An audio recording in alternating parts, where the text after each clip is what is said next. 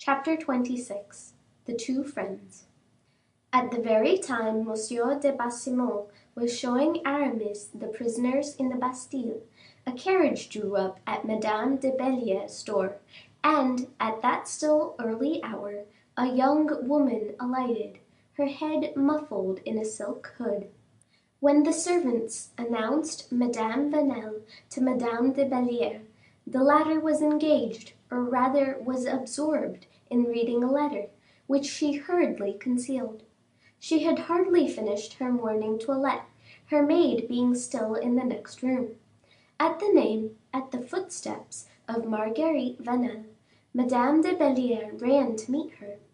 She fancied she could detect in her friend's eyes a brightness which was neither that of health nor of pleasure. Marguerite embraced her, pressed her hands, and hardly allowed her time to speak. "Dearest," she said, "have you forgotten me? Have you quite given yourself up to the pleasures of the court?" "I have not even seen the marriage fetes." "What are you doing with yourself, then?" "I am getting ready to leave for Belliere." "For Belliere?" "Yes." "You are becoming rustic in your tastes, then. I delight to see you so disposed, but you are pale." "No, I'm perfectly well." "So much the better. I was becoming uneasy about you. You do not know what I have been told." "People say so many things." "Yes, but this is very singular." "How well you know how to excite curiosity, Marguerite." "Well, I was afraid of vexing you." "Never. You have yourself always admired me for my evenness of temper." "Well, then, it is said that no, I shall never be able to tell you." "Do not let us talk about it, then," said Madame de Belliere, who detected the ill nature that was concealed by all these prefaces, yet felt the most anxious curiosity on the subject. "Well, then, my dear marquise, it is said, for some time past you no longer continue to regret Monsieur de Belliere as you used to."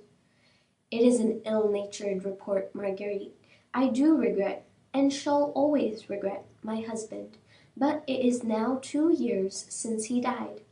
I am only 28 years old, and my grief at his loss ought not always to control every action and thought of my life.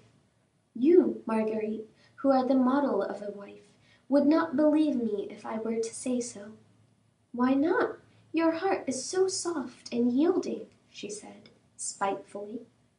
"Yours is so, too, Marguerite, and yet I did not perceive that you allowed yourself to be overcome by grief when your heart was wounded." These words were in direct allusion to Marguerite's rupture with the superintendent, and were also a veiled but direct reproach made against her friend's heart. As if she only awaited the signal to discharge her shaft, Marguerite exclaimed, "Well, Elise, it is said you are in love!" And she looked fixedly at Madame de Belliere, who blushed against her will. "Woman can never escape slander," replied the marquise, after a moment's pause. "No one slanders you, Elise." "What? People say that I am in love, and yet they do not slander me." "In the first place, if it be true, it is no slander, but simply a scandal-loving report. In the next place, for you did not allow me to finish what I was saying, the public does not assert that you have abandoned yourself to this passion. It represents you, on the contrary, as a virtuous but loving woman, defending yourself with claws and teeth, shutting yourself up in your own house as in a fortress, in other respects as impenetrable as that of Danae, notwithstanding Danae's tower was made of brass." "You are witty, Marguerite," said Madame de Belliere, angrily. "You always flatter me, Elise. In short, however, you are reported to be incorruptible and unapproachable. You cannot decide whether the world is calumniating you or not. But what is it you are musing about while I am speaking to you?" "I?" "Yes, you are blushing and do not answer me." "I was trying," said the marquise, raising her beautiful eyes brightened with an indication of growing temper, "I was trying to discover what you could possibly have alluded, You who are so learned in mythological subjects, in comparing me to Danae." "You are trying to guess that?" said Marguerite, laughing. "Yes. Do you not remember that at the convent, when we were solving our problems in arithmetic, ah! what I have to tell you is learned also, but it is my turn.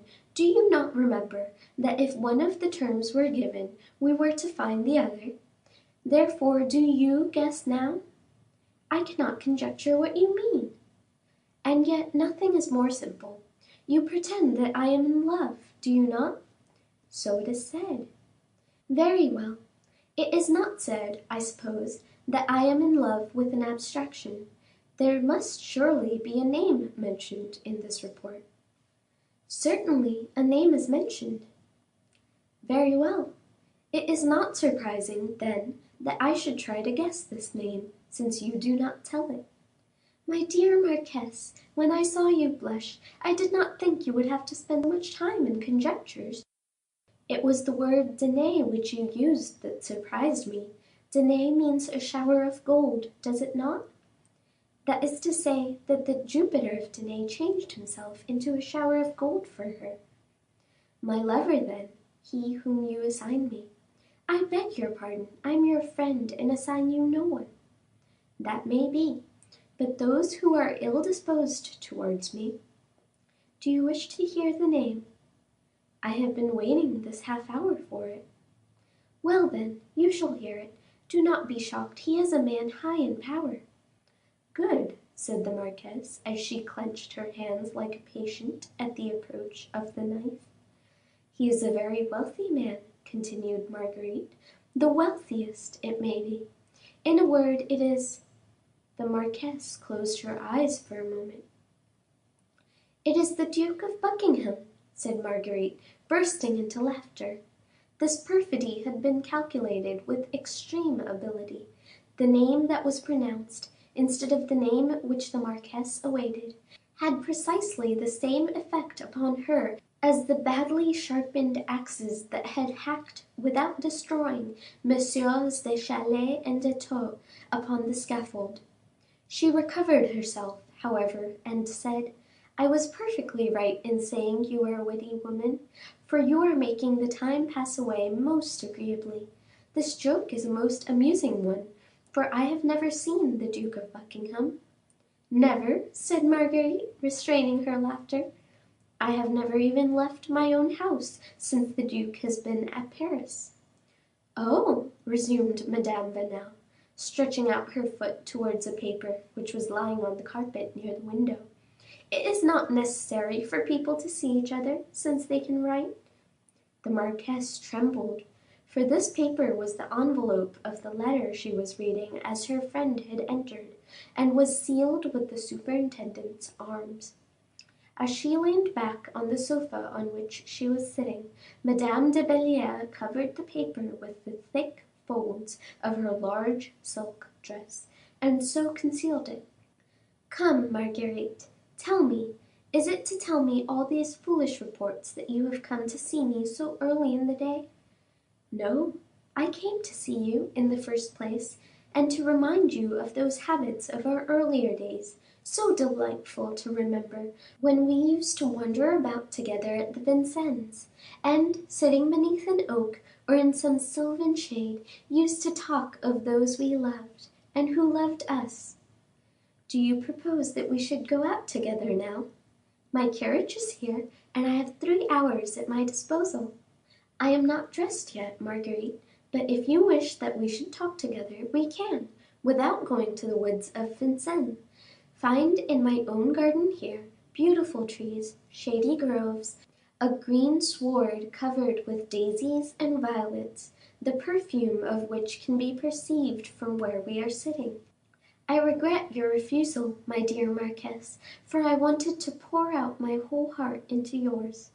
"I repeat again, Marguerite, my heart is yours just as much in this room, or beneath the lime trees in the garden here, as it would be under the oaks in the woods yonder."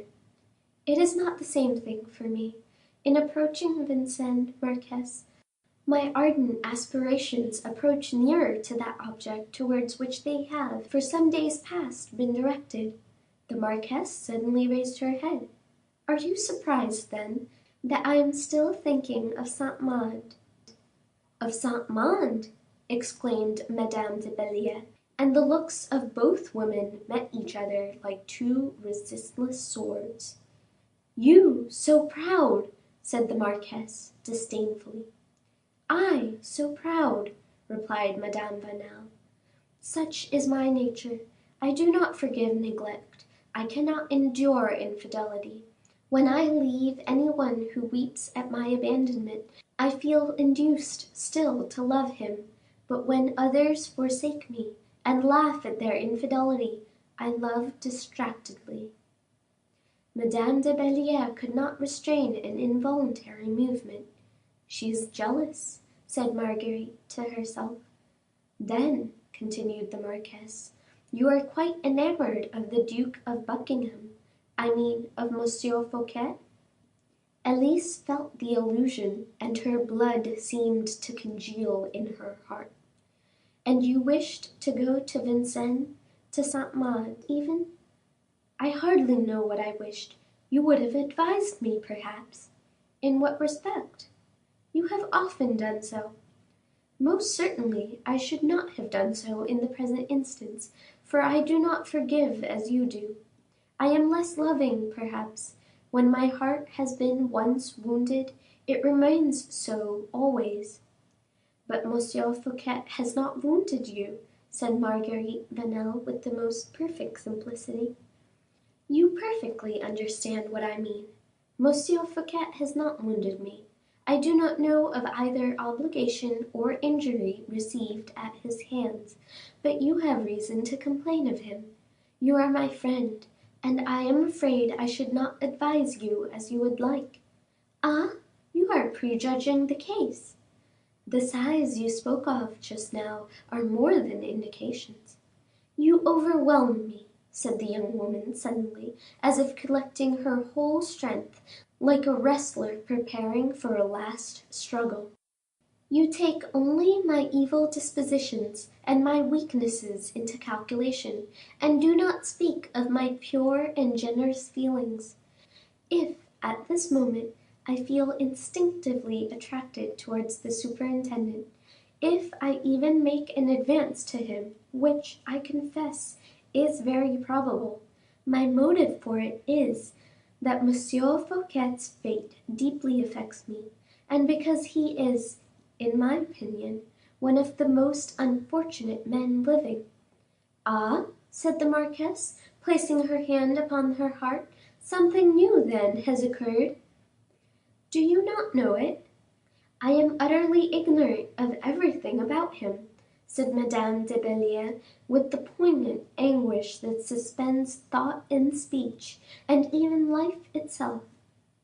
"In the first place, then, the king's favor is entirely withdrawn from Monsieur Fouquet, and conferred on Monsieur Colbert." "So it is stated." "It is very clear, since the discovery of the plot of Belle Isle." "I was told that the discovery of the fortifications there had turned out to Monsieur Fouquet's honor." Marguerite began to laugh in so cruel a manner that Madame de Belliere could at that moment have delightedly plunged a dagger in her bosom. "Dearest," continued Marguerite, "there is no longer any question of Monsieur Fouquet's honor; his safety is concerned. Before 3 days are past, the ruin of the superintendent will be complete." "Stay," said the marquise, in her turn smiling, "that is going a little fast." "I said 3 days because I wished to deceive myself with a hope, but probably the catastrophe will be complete within 24 hours." "Why so?" "For the simplest of all reasons, that Monsieur Fouquet has no more money."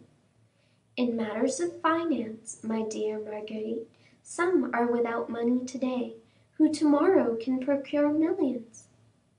That might be Monsieur Fouquet's case when he had two wealthy and clever friends who amassed money for him and wrung it from every possible or impossible source, but those friends are dead. Money does not die, Marguerite. It may be concealed, but it can be looked for, bought and found. You see things on the bright side, and so much the better for you. It is really very unfortunate that you are not the Egeria of Monsieur Fouquet. You might now show him the source whence he could obtain the millions which the king asked him for yesterday. Millions, said the marquise in terror. Four, an even number. Infamous, murmured Madame de Belliere, tortured by her friend's merciless delight. Monsieur Fouquet, I should think, must certainly have 4 millions, she replied courageously. If he has those which the king requires today, said Marguerite, he will not, perhaps, possess those which the king will demand in a month or so. The king will exact money from him again, then. No doubt, and that is my reason for saying that the ruin of poor Monsieur Fouquet is inevitable. Pride will induce him to furnish the money, and when he has no more, he will fall. It is true, said the marquise, trembling. The plan is a bold one, but tell me, does Monsieur Colbert hate Monsieur Fouquet so very much? I think he does not like him. Monsieur Colbert is powerful. He improves on close acquaintance. He has gigantic ideas, a strong will, and discretion. He will rise. He will be superintendent. It is probable. Such is the reason, my dear marquise, why I felt myself impressed in favor of that poor man who once loved and even adored me, and why, when I see him so unfortunate, I forgive his infidelity, which I have reason to believe he also regrets, and why, moreover, I should not have been disinclined to afford him some consolation or some good advice. He would have understood the step I had taken, and would have thought kindly of me for it. It is gratifying to be loved, you know. Men value love more highly when they are no longer blinded by its influence. The marquise, bewildered and overcome by these cruel attacks, which had been calculated with the greatest nicety and precision, hardly knew what to answer in return. She even seemed to have lost all power of thought. Her perfidious friend's voice had assumed the most affectionate tone. She spoke as a woman, but concealed the instincts of a wolf. Well, said Madame de Belliere, who had a vague hope that Marguerite would cease to overwhelm a vanquished enemy, why do you not go and see Monsieur Fouquet? Decidedly, marquise, you have made me reflect. No, it would be unbecoming for me to make the first advance. Monsieur Fouquet no doubt loves me, but he is too proud. I cannot expose myself to an affront. Besides, I have my husband to consider. You tell me nothing? Very well, I shall consult Monsieur Colbert on the subject.